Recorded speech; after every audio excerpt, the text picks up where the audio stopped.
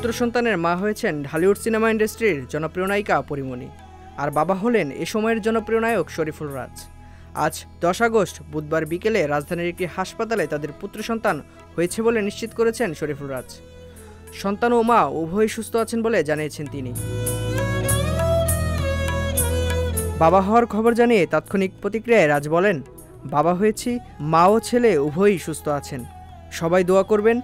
এই মুহূর্তের আনন্দ আসলে ভাষায় প্রকাশ করা সম্ভব নয়। যারা বাবা মা হয় কেবল তারাই এটা বুঝবে।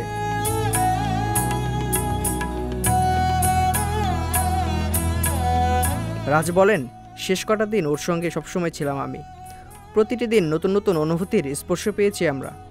অবশেষে আমাদের সন্তান আমাদের কাছে এসেছে।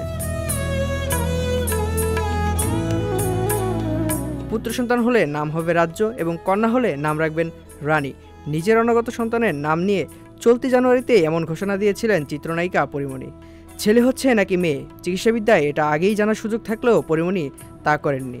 তার ভাষ্য, নিজের জন্য একটা চমক হিসেবে তিনি রাখতে চান।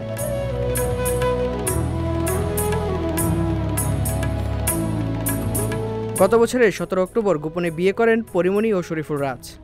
তবে খবরটি প্রকাশ্যে এনেছেন এবছরের 10 জানুয়ারি। একই দিন ঘোষণা করেন সন্তান আসছে তাদের ঘরে। এরপর 22 জানুয়ারি পারিবারিক আয়োজনে বিয়ে সারেন তারা।